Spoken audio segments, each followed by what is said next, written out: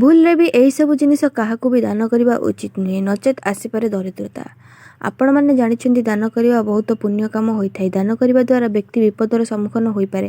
ଜ୍ୟୋତିଷଶାସ୍ତ୍ର ଅନୁଯାୟୀ ଦାନ କରିବା ବିଶେଷ ମହତ୍ତ୍ୱ ବିଷୟରେ କୁହାଯାଇଛି। କିନ୍ତୁ କିଛି ଲୋକ ଅଜାଣତରେ କିଛି ଏମିତି ଜିନିଷ ଦାନ କରିଥାନ୍ତି ଯାହା ନିଜ ପାଇଁ କ୍ଷତିକାରକ ହୋଇଥାଏ।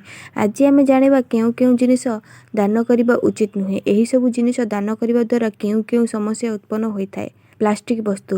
ଆଜିକାଲି ଲୋକମାନେ ବହୁତ ମାତ୍ରାରେ ପ୍ଲାଷ୍ଟିକ ଜିନିଷ ବ୍ୟବହାର କରୁଛନ୍ତି। ପ୍ଲାଷ୍ଟିକ ଜିନିଷ ଘରେ ବ୍ୟବହାର କରିହେବ, କିନ୍ତୁ ଏହା କାହାକୁ ଦାନ କରିବା ଉଚିତ ନୁହେଁ, କାହିଁକି ନା ଏହା ଦ୍ୱାରା ଘରେ ସୁଖ ସମୃଦ୍ଧିରେ ବୃଦ୍ଧି ଓ ବେପାର ବାଣିଜ୍ୟ ବଢ଼ିପାରେ ନାହିଁ।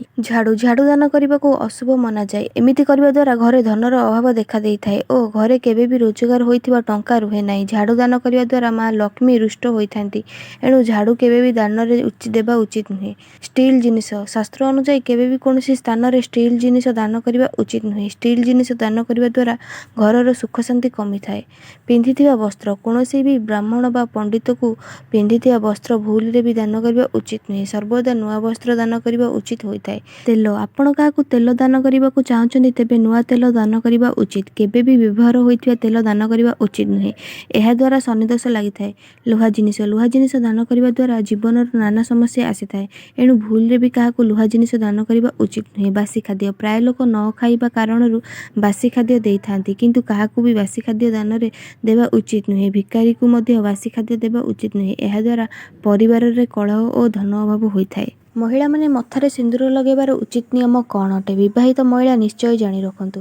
ବନ୍ଧୁଗଣ, ଭାରତୀୟ ସଂସ୍କୃତିରେ ସିନ୍ଦୁରର ବହୁତ ମହତ୍ତ୍ୱ ରହିଥାଏ। ତେଣୁ ବିବାହ ପରେ ପ୍ରତ୍ୟେକ ହିନ୍ଦୁ ମହିଳା ନିଜ ମଥାରେ ସିନ୍ଦୁର ଲଗାଇଥାନ୍ତି, କାରଣ ମଥାରେ ସିନ୍ଦୁର ଲଗାଇବା ଜଣେ ସଧବା ନାରୀର ପରିଚୟ ହୋଇଥାଏ। ତେବେ ସିନ୍ଦୁରର କେତେକ ଅଧିକ ମହତ୍ତ୍ୱ ରହିଛି, ତାହା କେବଳ ଗୋଟିଏ ବିବାହିତ ମହିଳା କହିପାରନ୍ତି।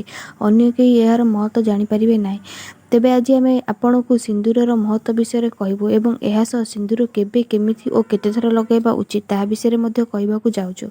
ମାନ୍ୟତା ଅନୁସାରେ ବିବାହ ପରେ ମହିଳାକୁ ମଥା ମଝିରେ ସିନ୍ଦୁର ଲଗାଇବା ବହୁତ ଶୁଭ ହୋଇଥାଏ। ଶାସ୍ତ୍ର ଅନୁଯାୟୀ ବିବାହିତ ମହିଳା ମଥା ମଝିରେ ସିନ୍ଦୁର ଲଗାଇବା ଦ୍ୱାରା ସ୍ୱାମୀର ଆୟୁଷ ବଢ଼ିଥାଏ ଓ ଜୀବନରେ କୌଣସି ପ୍ରକାର ଦୁର୍ଘଟଣା ଘଟିନଥାଏ।